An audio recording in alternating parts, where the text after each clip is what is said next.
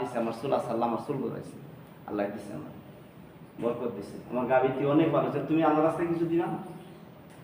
হয় না, এগুলো তো আমার কামাই, কষ্টের কামাই, রুজিতে নাই, আমি দিতে অস্বীকার করবো।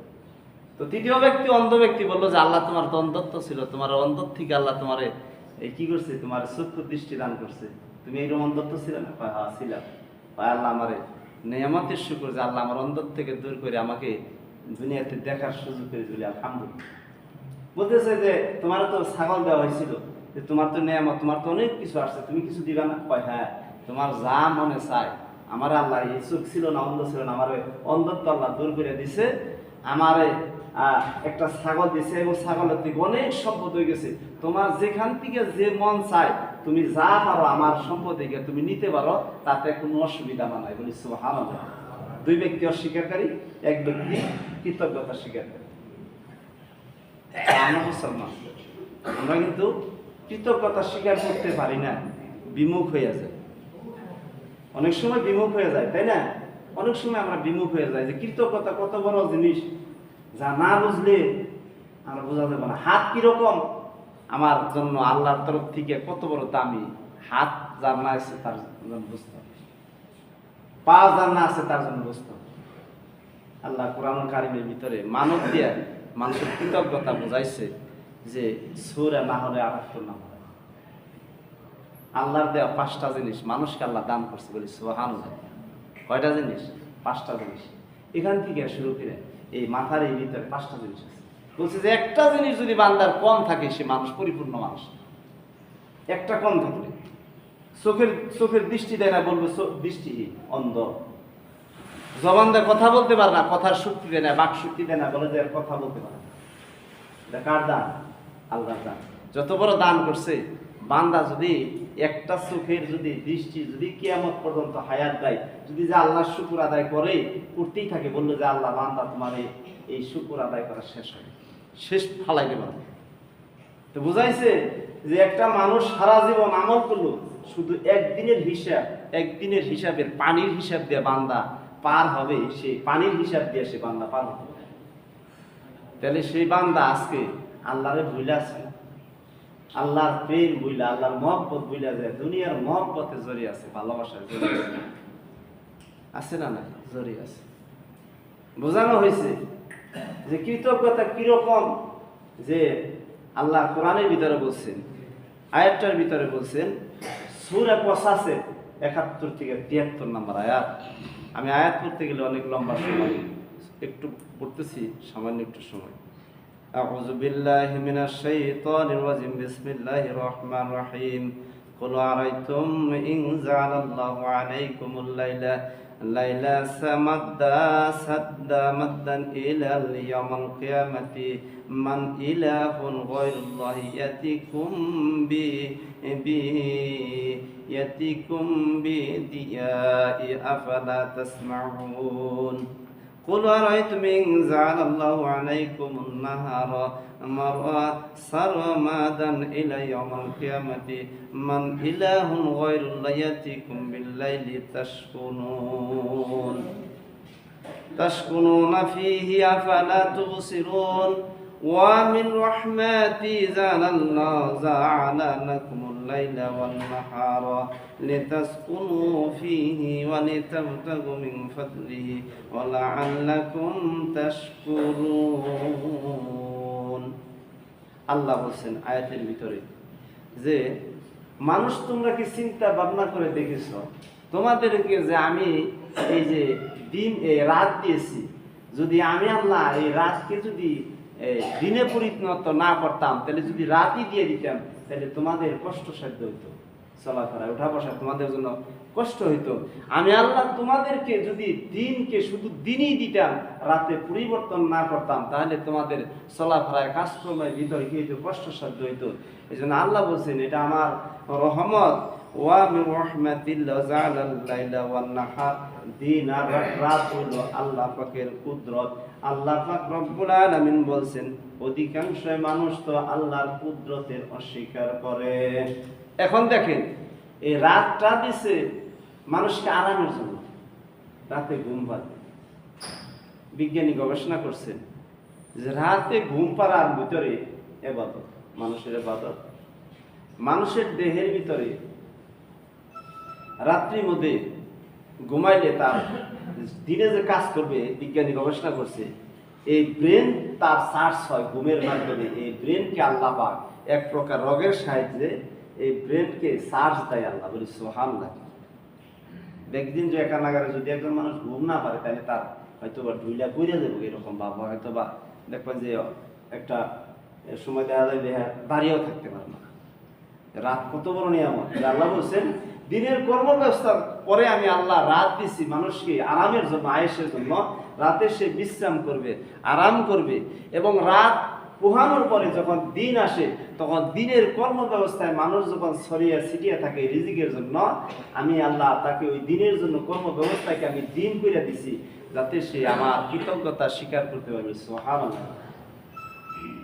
যারা 500 টাকা এক দুপুরে কাজ করে, যদি রাত দিত, শুধুই রাত দিত, কাজ করা কঠিন হয়ে যেত।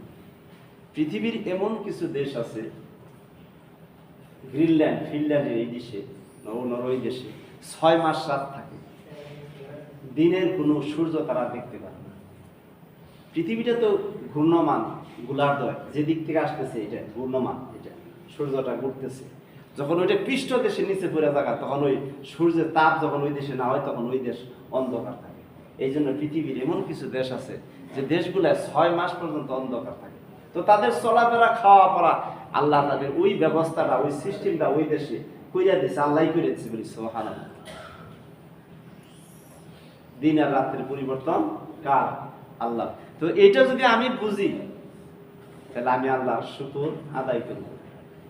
একটা স্তরের পর আরেকটা স্তর, আরেকটা স্তরের পর আরেকটা স্তর আল্লাহ সাজাইছে। আজকে 2 দিন আগের একটা ঘটনা দেখেন।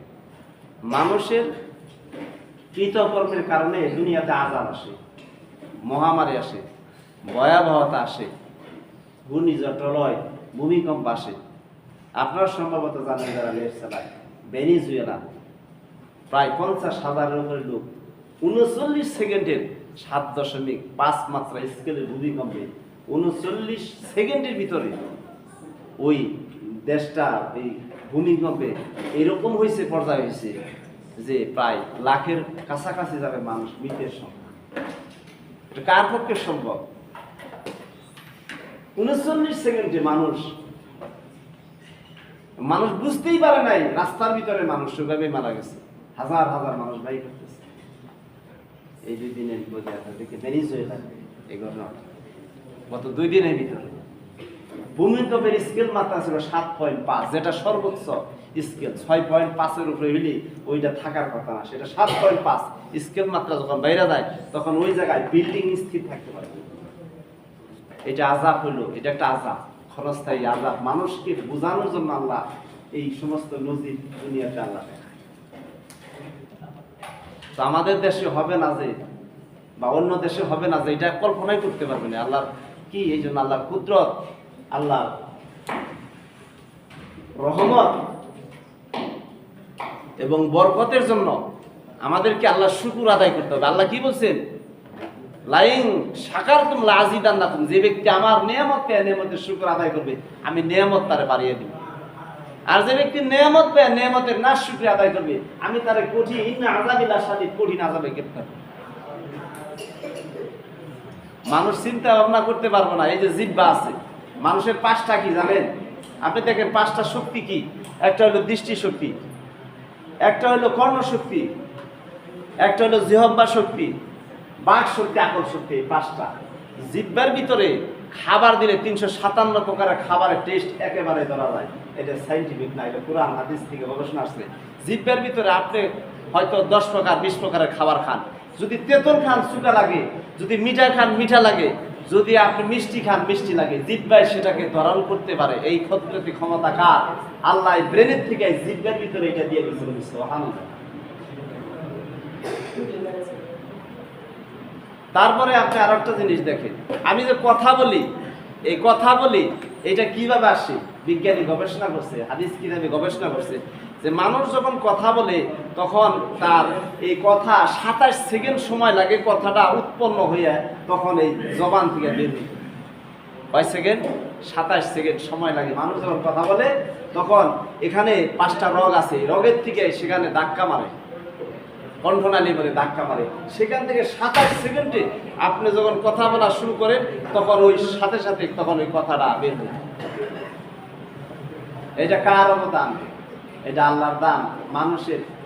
আল্লাহর কুদরতি অবদান কার দান? আল্লাহর দান। জবান দিছে আল্লাহ আমারে, জবান দিয়ে কি করতে হবে? হাদিসে রাসূলুল্লাহ সাল্লাল্লাহু আলাইহি সাল্লাম বলছেন, মানুষকে আল্লাহ বলছেন 2টা কারণে আমি জান্নাতের জিম্মাদারি হয়ে যাব যদি মানুষ এটা হেফাজত করে। একটা হলো জবানের, আর একটা হলো লজ্জাস্থান।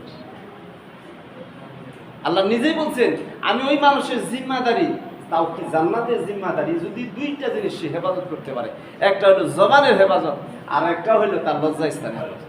কারণ গুনাহ করে তো মানুষ জবান দিয়ে আর লজ্জাস্থান দিয়ে।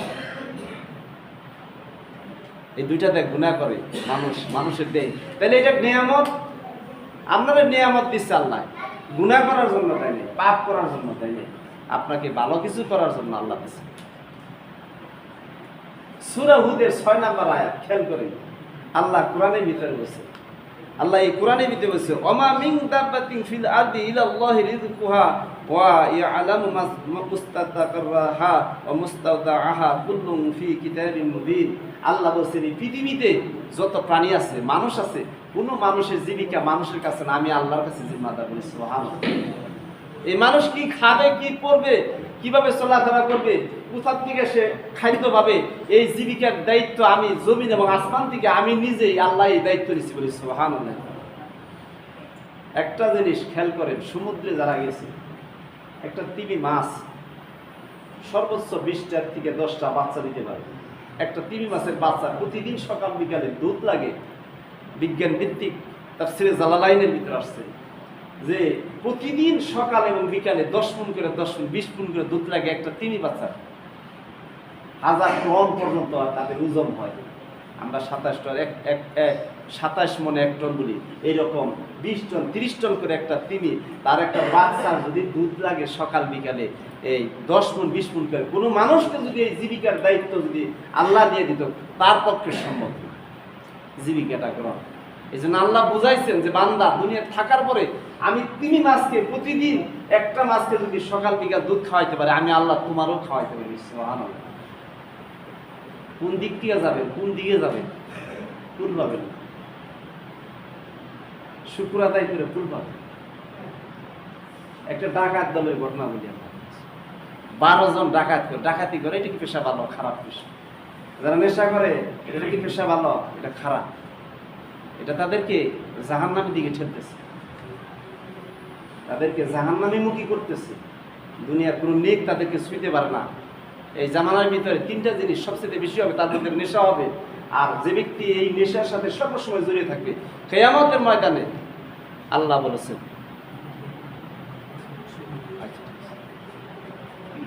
বান্দারে বলা হয়েছে যে ওই দিন কিছু সংখ্যক মানুষ, সব না, কিছু সংখ্যক মানুষকে আল্লাহ বানর বানাইব। বলি নাউজুবিল্লাহ। কাদেরকে? যারা নেশা, যারা জেনাকারী, এদেরকে বর্ণনা করা হয়েছে যে এদেরকে কিছু সংখ্যক উম্মতে তাদেরকে এই জিনিস গ্রহণ করার কারণে ওই শেষ জামানার ভিতরে যখন কিয়ামত হবে তাদেরকে আল্লাহ মানুষের আকৃতি না দিয়ে বানর আকৃতি দিবে। বুখারী মুসলিমের হাদিস। তো নেশা করেন তো যারা করেন, আপনি বুঝবেন কিয়ামতের ময়দানে আপনার আকৃতি আল্লাহ কি করে দেয়। ছাড়েন তো আল্লাহ নেকে আসেন, শুকুরে আসেন, তো আপনি আল্লাহর উত্তম বান্দা।